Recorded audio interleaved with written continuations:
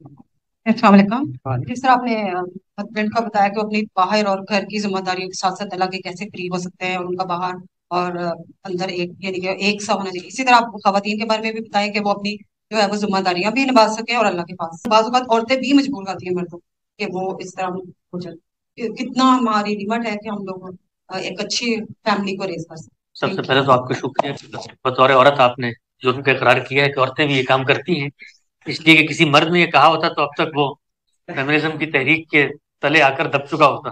تو یہ بات ٹھیک ہے، یہ بات درست ہے آپ کی کہ ہمارے یہاں یہ شعور نہیں ہوتا ہم جتنے بڑے بڑے جرائم کا ارتکاب کر رہے ہوتے۔ جس وقت ہجرت ہوئی ہے تو ہجرت کے بعد رسول اللہ صلی اللہ علیہ وسلم کے پاس سیدنا عمر تشریف لائے، اور تشریف لا کے انہوں نے فرمایا رسول اللہ مکے میں جب تک ہم تھے بیویوں کا یہ معاملہ تھا کہ سن لیتی تھی، کبھی کبھی نہیں بھی سنتی تھی، معاملہ چل رہا تھا، لیکن مدینے میں آنے کے بعد تو پتہ نہیں کیا ہوا ہے کہ بات ہی نہیں سنتی، کیونکہ مدینہ جو تھا وہ اپنے سماجی حرکیات کے لحاظ سے ایک بڑا، جس کو آپ کہتے ہیں وومن امپاورمنٹ والا سٹی تھا، خود خواتین ہر جگہ جا رہی ہیں، کام کاج کر رہی ہیں، اور بڑے اثرات ہوتے ہیں موسم کے بھی، معیشت کے بھی اور چیزوں کے بھی، تو خواتین کا وہ معاملہ نہیں تھا۔ تو رسول اللہ صلی اللہ علیہ وسلم نے موقع تلاش کیا، اس میں بھی آپ دیکھیں کتنی حکمت اور بصیرت ہے ان لوگوں کے لیے جو دعوت کا کام کرنا چاہتے ہیں یا بات پہنچانا چاہتے ہیں، کہ ایسا نہیں کیا کہ ساری خواتین کو لائن حاضر کر دیا ہماری طرح، کوئی مسئلہ پیدا ہو اور فوراً سے آپ احتساب کرنا شروع کر دیں۔ موقع تلاش کیا، عید کا موقع آیا، آپ صلی اللہ علیہ وسلم نے خطبے سے فارغ ہوئے، خوشی کا موقع تو ہوا ہے، اس میں آ کر آپ صلی اللہ علیہ وسلم نے ان سے چند باتیں کی، اور اگرچہ ہیں تو وہ اطلاقی باتیں ان خواتین سے متعلق تھی، لیکن اگر آپ غور کریں تو جو مسائل ہمارے یہاں خواتین میں پیدا ہو جاتے ہیں وہ بالعموم پھر احاطہ کرتے ہیں پورے عالم کی خواتین۔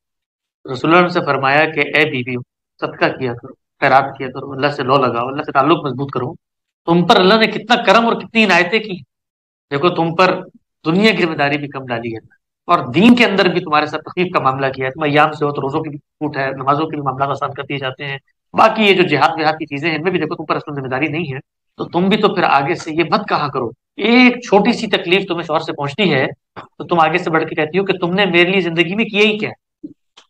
یہ جملہ جب میں نے حدیث کی کتاب میں پڑھا، مطلب مجھے لگا کیونکہ بہت زیادہ لوگوں سے رابطہ رہتا ہے اور سنتے رہتے ہیں معاملات کو، مجھے لگا کہ یہ تو مطلب ایک آفاقی سلوگن ہے، یہ تو کوئی ایسا ہے نہیں کہ کسی نے کہا ہو، تم روز سن رہے ہوتے ادھر ادھر سے کہ بھائی تم نے میرے لیے کیا ہی کیا ہے۔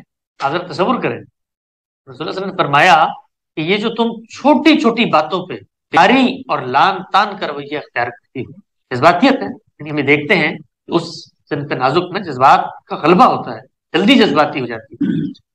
اس کا نتیجہ کیا نکلتا ہے؟ اس کا نتیجہ نکلتا ہے کہ بہت بڑے جرم کا ارتکاب کر بیٹھتی، اور وہ ایسا جرم ہے کہ جس طرح میں نے ابھی عرض کیا نا کہ مذہبی لوگوں کو احساس نہیں ہوتا کہ ہم عصبیت مبتلا ہیں، اسی طرح بیویوں کو اور خواتین کو یہ احساس نہیں ہوتا کہ ہم اتنے بڑے جرم کا ارتکاب کر رہی ہیں کہ اس کے نتیجے میں جہنم میں جا سکتی ہیں۔ وہ جرم کیا ہے؟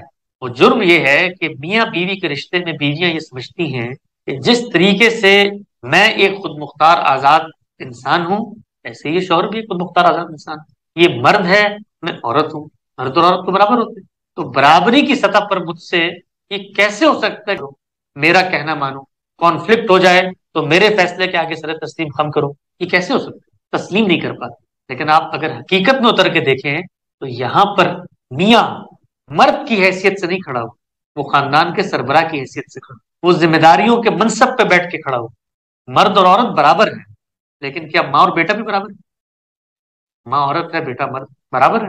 نہیں برابر۔ کیوں؟ کیونکہ ماں عورت کا نام نہیں ہے، ماں جنس کا نام نہیں ہے، ماں ایک منصب کا نام ہے، ماں ایک ذمہ داری کا نام ہے، ماں ایک احساس اور تعلق کا نام ہے۔ ہمارے یہاں کبھی یہ بحث پیدا نہیں ہوتی وہاں پر کہ ہم کہیں کہ نہیں بیٹا ماں سے بڑا ہے، بیٹا ماں کے بال کھینچ سکتا ہے، بیٹا ماں کو باتیں سنا سکتا ہے، کبھی نہیں پیدا ہوتی۔ کیوں؟ کیونکہ ہم ماں کے منصب کو پہچانتے ہیں۔ خاندان کے اندر کیا ہوتا ہے؟ بیویاں شوہر کے منصب کو نہیں پہچانتی، کہتی مرد ہے، مرد نہیں ہے، وہ شوہر ہے، وہ شوہر جو ذمہ داری لے رہا ہے خاندان کو چلانے کی۔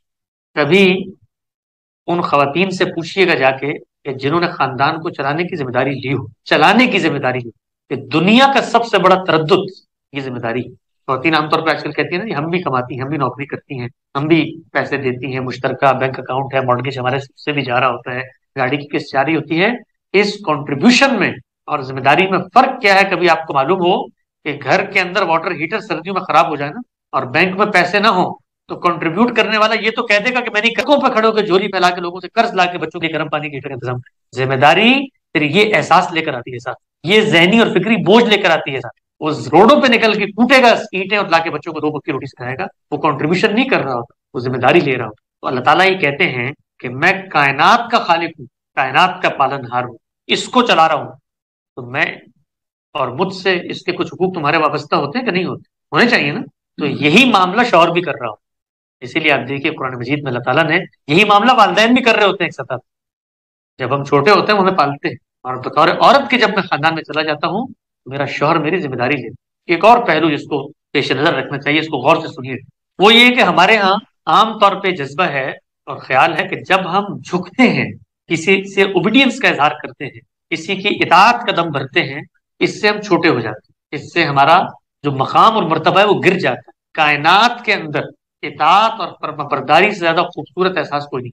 آپ دیکھیے یہی احساس جب دفتر میں اپنے باس کے ساتھ ڈھلتا ہے اور لوگ ایک ٹیم بن کر شخص کو سربراہ مان کے اس کی قیادت میں کام کرنا شروع کرتے ہیں, ترقی ہونا شروع ہو جاتی ہے. یہی معاملہ ماں باپ کے ساتھ جب ڈھلتا ہے اطاعت کے تعلق میں, تو آپ دیکھیں کہ گھر کیسے خوبصورت رشتوں کے ایک گلدستے کی صورت میں آپ کے سامنے آ جاتے ہیں. آپ کے بچے ہوتے ہیں, وہ بچے اپنی نانی دادی کے پاس جا کر بیٹھتے ہیں, ان کا احترام. تو فرما برداری اور اطاعت یہ اتنا لطیف اور خوبصورت احساس ہے کہ آدمی اگر اس میں جینا شروع کر دے, اس کے بعد کائنات کا کوئی اور جذبہ اس کو راحت اور تسکین نہیں دے سکتا. اگر عورتیں اپنے شوہروں کی مطیع اور فرما بردار بنے اور ان کی اطاعت کرنے کا جذبہ اپنے اندر لائیں, اس سے زیادہ خوبصورت احساس اور تسکین کا احساس ان کو کوئی اور چیز نہیں دے سکتی. کیونکہ وہ مرد کی اطاعت نہیں کر رہے, وہ اس منصب کی اطاعت کر رہے ہیں جس کے اوپر ایک شخص بیٹھ کے اپنی جان بھلا کر اس خاندان کی ذمہ داری لے کے چلے. یہ منصب کو سلام. مجھے جب سڑک پہ کوئی کانسٹیبل روکتا ہے, میری طرح کا انسان ہوتا, مجھ سے کم پیسے کماتا ہو سکتا, اس کے منصب کی عزت ہوتی ہے میرے دل. اس کے منصب کی وجہ سے میں اپنی بنیادی اقدار کو قربان کرنے پہ آمادہ ہو جاتا ہوں, آزادی کو, نقل و حرکت کو, اس کا اشارہ میں رک گیا. تو یہ چیز ہماری خواتین کو سیکھنی چاہیے, سمجھنی چاہیے کہ ایک بڑا جرم ہے جو ہمارے یہاں ہو رہا ہے, اور وہ یہ ہے کہ ہم خاندان کو پارٹنرشپ کے اصول پہ چلانے کی طرف جا رہے ہیں. خاندان پارٹنرشپ کا نام نہیں, خاندان انسٹیٹیوشن کا نام, خاندان ادارے کا نام ہے. ادارے کا ایک سربراہ ہوتا ہے, پھر آپ سربراہ بن جائیں. سربراہ پھر بھی اس کو چاہیے, سربراہ سے ختم نہیں ہو سکتا. پھر وہ جو اطاعت کا درس میں آپ کو دے رہا ہوں اس کو دوں گا, ان کی قدر کرو, گھر چلا رہی ہے. سارے اخلاقی تقاضے جو شوہر سے وابستہ ہوئے تھے وہی سے وابستہ ہوئے. عورتوں کو جو کام گھر پہ کرنا چاہیے اور جس کے نتیجے میں بہت قربان کرتی ہوں اپنی آخرت کو, وہ شوہر کے ساتھ اپنے معمولات, اپنی گفتگو, اپنے انداز تخاطب اور اپنے اختلافات کا اظہار. آپ نے اکثر دیکھا ہوگا کہ چھوٹی سی بات پہ اختلاف ہوتا ہے اور اس شخص کی جتنی قربانیاں ہیں ان سب کو ایک لمحے میں ملیے میٹ کر کے آپ فارغ ہو جائیں. اور یہ جو جذبہ ہوتا ہے نا کہ میں گھر چھوڑ کے جا رہی ہوں, کبھی سوچیں آپ, یعنی آپ سروے کرا کے دیکھیں, آپ کو مردوں کے منہ سے جملہ بہت کم سن, گھر چھوڑ کے جائیں. کیوں؟ کیونکہ وہ گھر ان کی ذمہ داری ہوتا ہے, انہوں نے معاشرے میں منہ دکھانا ہے. اگر وہ نہیں چلا سکے, آپ کہتی ہیں اسکیپ روٹ لے کے جا رہی ہوں بچوں, ماں باپ کے گھر جا رہی ہوں. کیوں؟